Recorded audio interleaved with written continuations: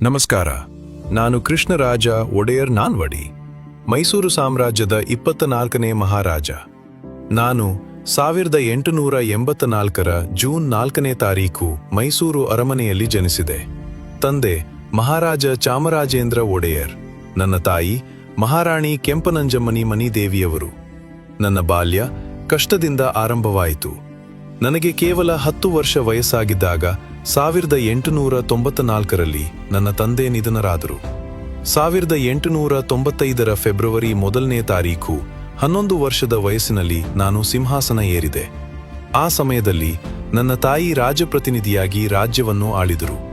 1902ರ August 8ನೇ ತಾರೀಖು governor general George Curzon ಅವರು ಜಗನ್ಮೋಹನ ಅರಮನೆಯಲ್ಲಿ ನನಗೆ ಸಂಪೂರ್ಣ ಆಳ್ವಿಕೆಯ ಅಧಿಕಾರ ನೀಡಿದರು. ಆ ದಿನದಿಂದ ನನ್ನ ನಿಜವಾದ ಪ್ರಯಾಣ ಆರಂಭವಾಯಿತು. ನನ್ನ ಜೀವನದ ಉದ್ದೇಶ ಬಹಳ ಸರಳವಾಗಿತ್ತು: ಜನರ ಸಮೃದ್ಧಿ ಮತ್ತು ಸುಖ. ನಾನು ಮೈಸೂರನ್ನು ಆಧುನಿಕ ರಾಜ್ಯವನ್ನಾಗಿ ಪರಿವರ್ತಿಸಲು ನಿರ್ಧರಿಸಿದೆ. ಶಿವನ ಸಮುದ್ರ ಜಲಪಾತದಲ್ಲಿ ಜಲವಿದ್ಯುತ್ ಯೋಜನೆಯನ್ನು ನಾವು ಸ್ಥಾಪಿಸಿದೆವು. ಮೈಸೂರು ಏಷ್ಯಾದಲ್ಲೇ ಮೊದಲ ಬಾರಿಗೆ ಜಲವಿದ್ಯುತ್ ಉತ್ಪಾದಿಸಿದ ಭಾರತೀಯ ರಾಜ್ಯವಾಯಿತು. 1905ರ ಆಗಸ್ಟ್ 5ನೇ ತಾರೀಖು ಬೆಂಗಳೂರು ಏಷ್ಯಾದಲ್ಲೇ ವಿದ್ಯುತ್ ದೀಪಗಳನ್ನು ಹೊಂದಿದ ಮೊದಲ ನಗರವಾಯಿತು. ಶಿಕ್ಷಣ ನನ್ನ ಹೃದಯಕ್ಕೆ ಬಹಳ ಹತ್ತಿರ. 1916ರಲ್ಲಿ ಮೈಸೂರು ವಿಶ್ವವಿದ್ಯಾಲಯವನ್ನು ನಾವು ಸ್ಥಾಪಿಸಿದೆವು. ಇದು ಭಾರತೀಯ ಪ್ರಾಂತ್ಯದಿಂದ ಸ್ಥಾಪಿತವಾದ ಮೊದಲ ವಿಶ್ವವಿದ್ಯಾಲಯ.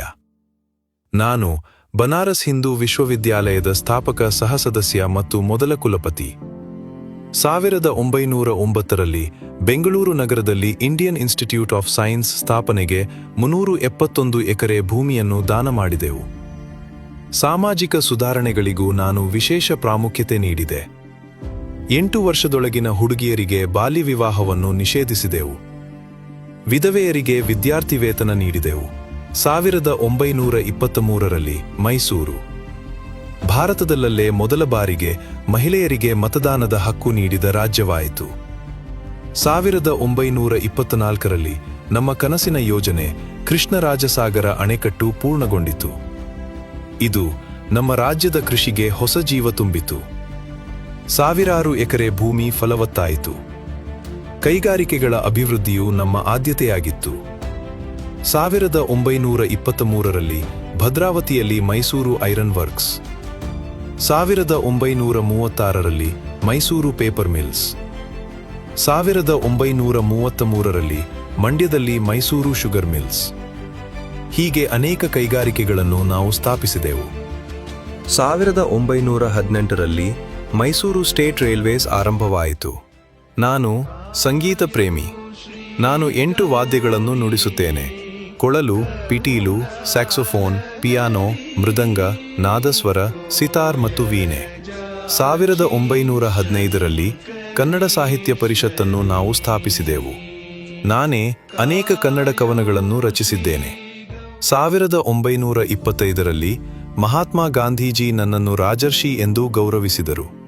1930ರಲ್ಲಿ ಲಂಡನ್ನಲ್ಲಿ ನಡೆದ ರೌಂಡ್ ಟೇಬಲ್ ಸಮ್ಮೇಳನದಲ್ಲಿ ಜಾನ್ ಸಾಂಕೆ ಹೇಳಿದರು: ಮೈಸೂರು ವಿಶ್ವದಲ್ಲೇ ಅತ್ಯುತ್ತಮವಾಗಿ ಆಡಳಿತ ನಡೆಸುವ ರಾಜ್ಯ. 1900ರ ಜೂನ್ 6ನೇ ತಾರೀಖು ನಾನು ಮಹಾರಾಣಿ ಪ್ರತಾಪಕುಮಾರಿ ದೇವಿಯವರನ್ನು ವಿವಾಹವಾದೆ. ನನ್ನ ಜೀವನದುದ್ದಕ್ಕೂ ನಾನು ನನ್ನ ಜನರ ಸೇವೆಯಲ್ಲಿದ್ದೆ. ಬಡತನ ನಿವಾರಣೆ, ಶಿಕ್ಷಣ ಪ್ರಸಾರ, ಆರೋಗ್ಯ ಸೌಲಭ್ಯಗಳು ಇವೇ ನನ್ನ ಜೀವಿತಾವಧಿಯ ಧ್ಯೇಯ. ಜನರು ನನ್ನನ್ನು ಆಧುನಿಕ ಮೈಸೂರಿನ ತಂದೆ ಎಂದೂ ಕರೆಯುತ್ತಾರೆ. ನನ್ನ ಆಳ್ವಿಕೆಯನ್ನು ಮೈಸೂರಿನ ಸುವರ್ಣಯುಗ ಎಂದು ಸ್ಮರಿಸುತ್ತಾರೆ. ಕೆಆರ್ಎಸ್ ಅಣೆಕಟ್ಟು, ಕೆಆರ್ ಮಾರ್ಕೆಟ್, ಕೆಆರ್ ನಗರ ಇವೆಲ್ಲವೂ ನಮ್ಮ ಕನಸುಗಳ ಸಾಕ್ಷಿಗಳು.